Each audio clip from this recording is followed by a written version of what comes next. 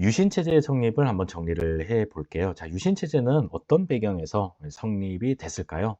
크게 이제 두 가지라고 볼 수 있는데, 일단 첫 번째는요, 닉슨 독트린 이후에 냉전이 완화가 됐다라는 거를 들 수가 있겠어요. 자, 그러면은 닉슨 독트린은 도대체 뭐냐? 1969년 미국 대통령 닉슨이 발표한 그런 외교 정책이라고 볼 수 있겠습니다. 자, 이제부터 미국이 아시아에서 직접적 또 군사적으로 개입하지 않겠다라는 내용을 담고 있고, 이걸 가지고 이제 냉전이 완화가 되는 그런 계기를 가져왔다라고 우리가 평가를 하게 되는 거죠.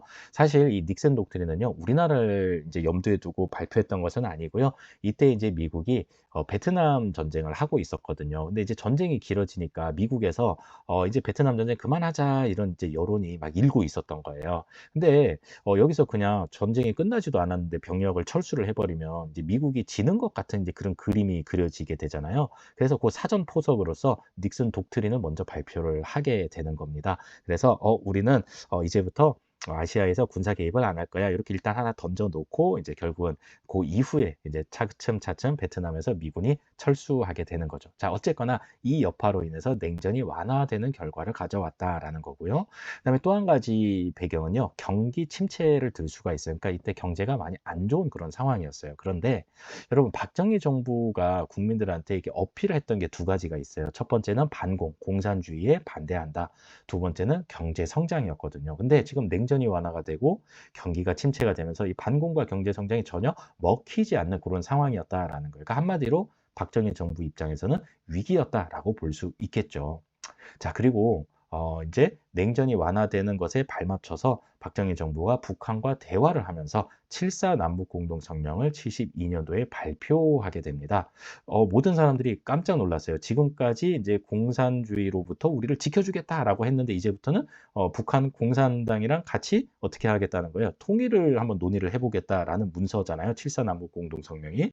그러니까 이제 많은 사람들이 어리둥절하고 있는 그런 상황에 박정희 정부가 야, 니네 이제부터 우리가 북한이랑 통일을 준비를 하게 될 텐데 좀 무섭지?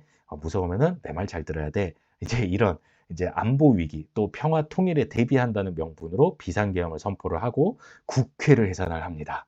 그리고 유신헌법을 결국 확정을 짓게 되는 거예요. 그러니까 유신헌법으로 헌법을 바꿔서 발표를 하게 된 거예요.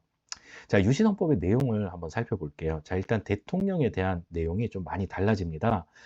기존의 체제에서 임기가 2년이 늘어나요. 임기가 6년. 그 다음에 중임 제한이 폐지가 됩니다. 자, 중임이라는 거는 한 사람이 두 번 대통령 하는 것을 의미를 해요. 그러니까 이제는 제한이 없어졌다라는 거는 무제한으로 출마할 수 있게 되는 길이 열렸다라는 얘기예요. 심지어 국민들이 대통령을 뽑던 직선제에서 통일주체국민회의에서 간선제로 뽑게 법을 또 바꾸게 되는 거예요. 이제부터는 국민들이 대통령을 우리 손으로 뽑지도 못하는 이제 그런 상황이 되는 거라는 겁니다.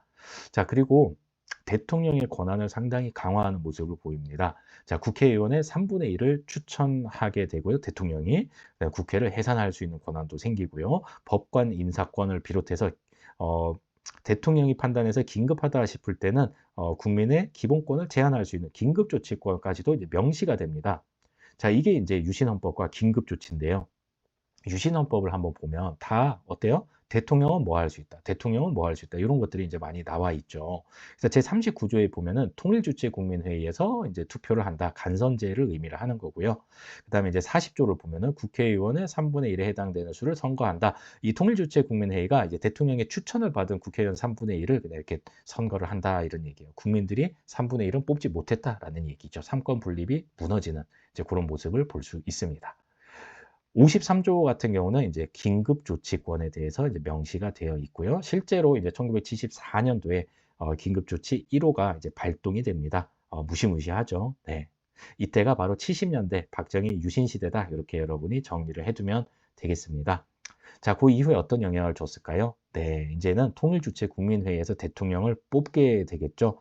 당연히 이제 단독 후보로 박정희가 출마를 해서 72년도에 8대 대통령에 또 78년도에 제9대 대통령에 당선되게 됩니다.